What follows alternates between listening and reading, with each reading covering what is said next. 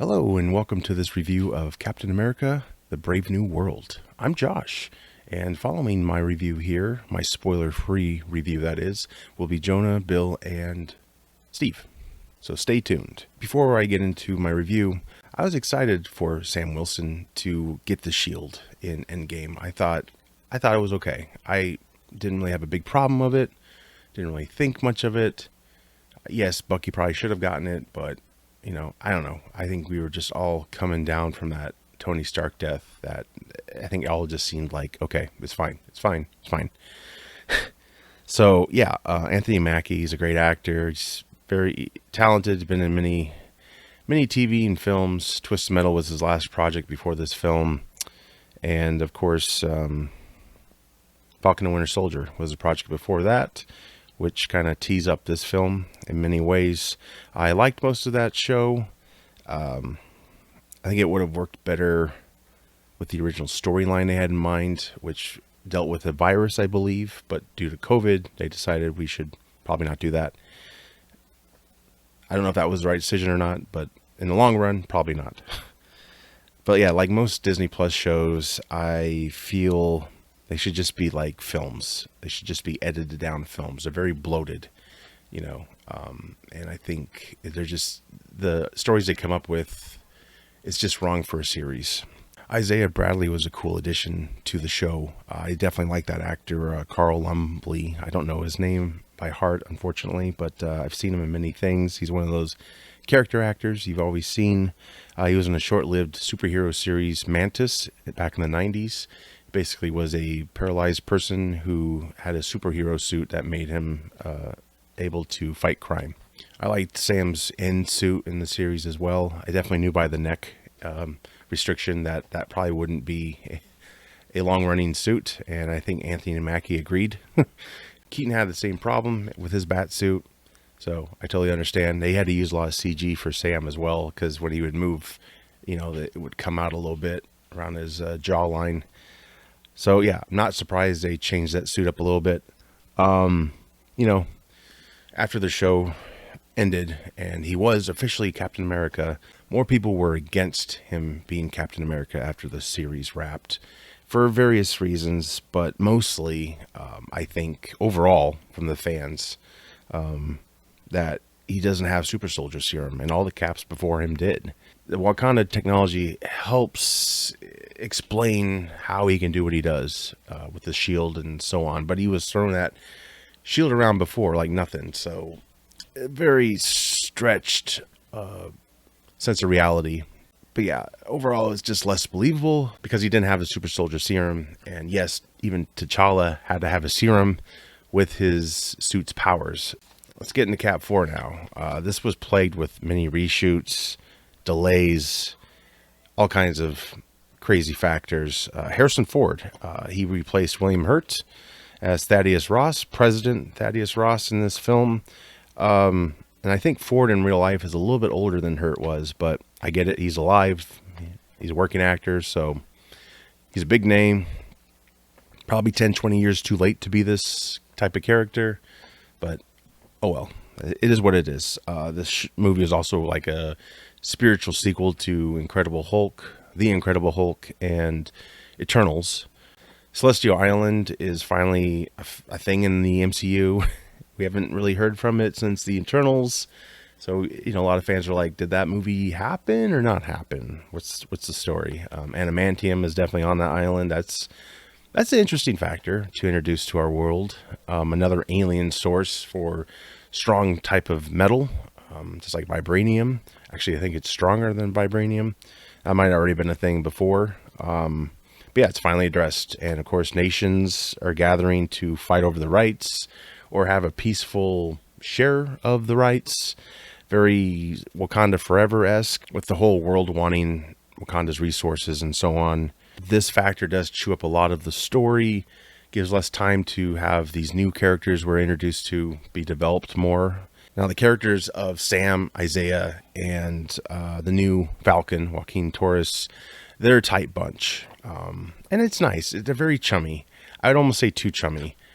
It just feels like it's too perfect. It's like, I feel like I'm Ricky Bobby. I just have to disrupt the scene and get kicked out of Applebee's, it's too perfect.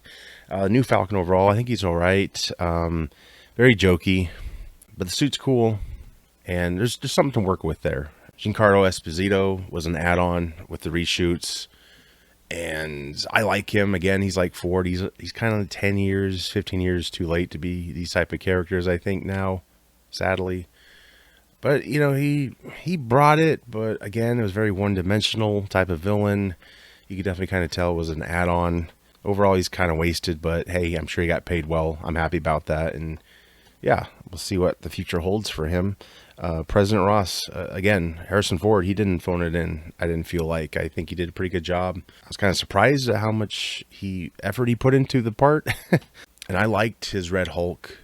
Obviously saw it coming. That would have been a hell of a surprise if they hadn't shown it in the trailers, but I understand they want to get people to see the film, so I get it.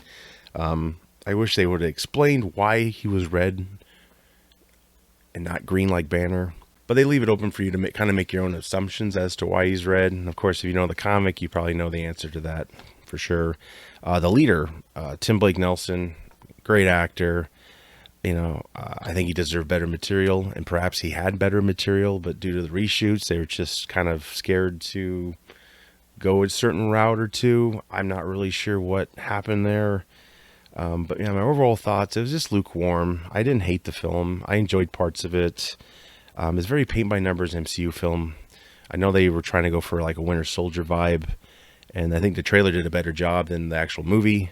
The twist you saw coming a mile away, it revealed in the trailers. It set up some interesting future threats, I think.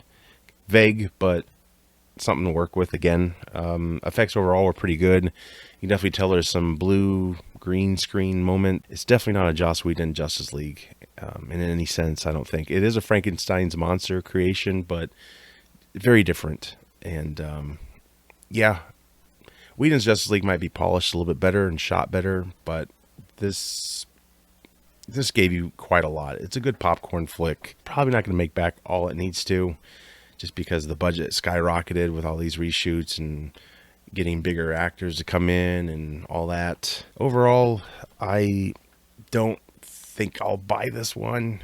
I'll see it again on Disney Plus. Maybe if they come out with a director's edition or a Snyder cut. Hey, it's Jonah Hardenbrook from the Field of Geeks and the #1 comic podcast, bringing you a quick spoiler-free review or my take on the new Captain America Brave New World movie.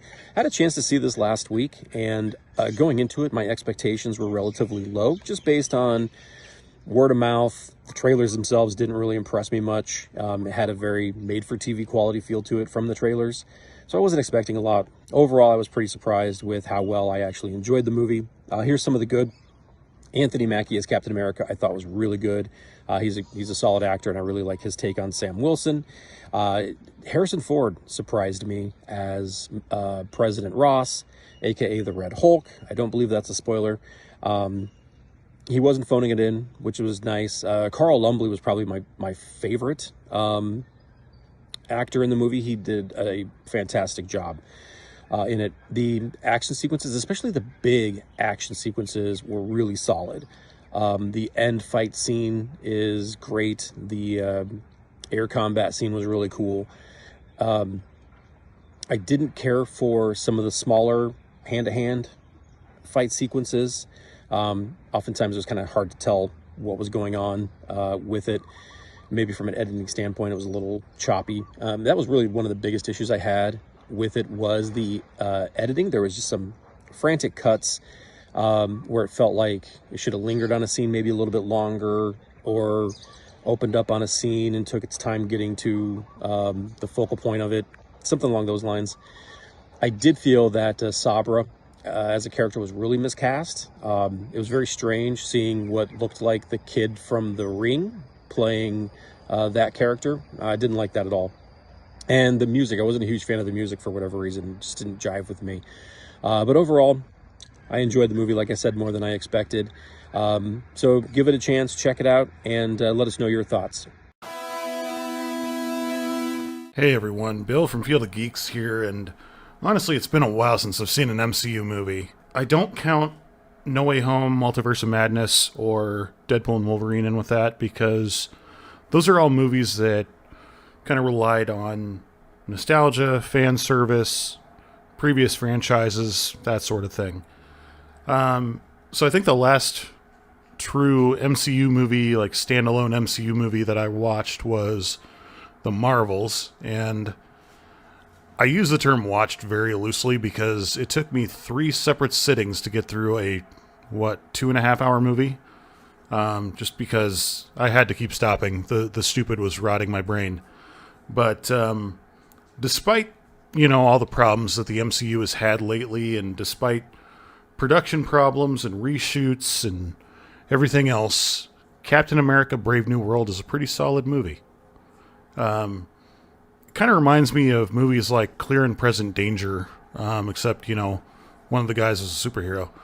That being said, though, I'm getting into the non-spoiler kind of stuff here, so I'm not really ruining anything, but he kind of works hand in hand with the Navy SEALs and, the Office of the President and stuff like that. So it's kind of, it's kind of cool. He doesn't exactly have Tony Stark and his billions of dollars worth of technology to rely on, or, Steve Rogers for that matter. The other Avengers are not coming to help him in this one. And that's kind of a good thing. It kind of gives Sam Wilson a chance to stand on his own, and believe me, he very much does. Before watching this movie, I do have some recommendations for viewing beforehand, so you're not completely lost. The Internals is a big one for some reasons. Falcon and the Winter Soldier is probably the most important one to watch before seeing this. The Incredible Hulk, to kind of a lesser but also very important extent, and to a much lesser extent, Civil War is kind of a one I would recommend as well if you're planning to do a marathon of stuff to catch up on before you go see this. But even if you don't do that, this movie does kind of stand on its own. It would be, if you are taking somebody to go see it with you that has never seen an MCU movie before in their life, this would probably be a good jumping off point. This is still in Phase 5 of the MCU. Phase 4, I don't think anybody wants to talk about that. And Phase 6 will be coming very soon with movies like the yet unnamed Spider-Man 4 and Fantastic Four First Family, or whatever, the First Steps, whatever the hell it's called. This movie has a CinemaScore rating of B-, which is the lowest grade for an MCU film to date, and also a 49% on Rotten Tomatoes. Now, if you've listened to anything that I've said on the Field of Geeks podcast or on my other reviews on, my Billy Creston YouTube channel, you know how much I don't give a shit about ratings from critics. Typically because, it seems like the people that criticize these movies don't actually enjoy going to watch them. There's a lot of discourse with this movie, people saying that it felt overly political. I didn't personally feel it was. I personally think that the people that are seeing political parallels and stuff in this movie, if you want to see it, if you want to see political parallels that badly, you're going to see it no matter what. That says more about the critic or the person, talking shit on Twitter than it does about the actual film. So take that for what you will. That's just my opinion on it. I would say it's a solid performance from the cast for the most part. Very solid action. There's some things that I can nitpick, which I will get into when I do my spoiler review. But yeah, for the most part, I would give it about a 4 out of 5 stars. I think it's a solid film. It's one of the more decent MCU movies I've seen lately. It's not my favorite, but it's by far not my least favorite. So give it a chance, go see it. And I recommend highly going to see it in theaters versus waiting for streaming, because not only do you get the full experience, I feel, of the movie, but there's a lot of people that put their time and effort into this movie, and they deserve to get paid. So that's my thoughts on it. Let me know what you think. And as always, thanks for listening. Hello, this is Steve from the Field of Geeks podcast. Hope everybody's having a great day. Giving you a couple reviews here of Captain America Brave New World. This stars Sam Wilson as Captain America this time around, played by Anthony Mackie. We're going to do 2 reviews here. We're going to do a quick spoiler-free version, and then we'll dive into it a little bit further. Warning will be given. So anyway, the spoiler-free version of this it's really good. I really enjoyed it immensely. It was better than it was better than I thought it would be, because over the last couple of years, Marvel has has a propensity to, not find itself the highest quality like we saw, in years past. So I wasn't really totally sure what to expect.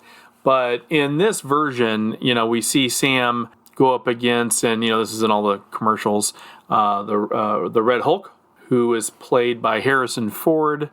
Well, the Red Hulk was played by CGI, but I mean, the character that turns into the Hulk was Harrison Ford. I have to admit, those Hulk parts were just phenomenal. I mean, that was exactly what I was looking for. My concern is, what would future movies look like if they're not able to use that character again, just because of, Harrison Ford's age and the whole thing. But it was, kind of had some elements of, the past stuff that Anthony Mackie's been involved with, obviously, with him and Winter Soldier and their own Disney series, the former Cap movies in which Anthony Mackie was a part of, as well as some pseudo-sequel type things that involve the Incredible Hulk from way back in the day. So I will say that I would give this a solid 7.5 out of 10, maybe 8. It was super enjoyable.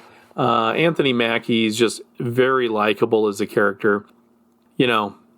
I still think that there's a lot of movies out there that deserve the critiques that they receive. This one is just getting odd hate, in my opinion, for some reason. I really did enjoy this one. So it was good stuff. Giancarlo Esposito was in it as a villain called Sidewinder. And this is a guy who, has that rare ability that if he were to have a movie come out where he was just reading the phone book for 2 hours, I would absolutely go, and I would probably enjoy it immensely. But, go check this movie out. It's got some awesome action sequences, some really, really good fight scenes, and, has a opportunity to hopefully impress, because it's a different version of Cap, right? Sam Wilson as the character, he's just a dude in a suit, where he doesn't have the super soldier serum that makes him, super strong like Steve Rogers was. Just a really, really cool way as to how I feel like how he approaches that character.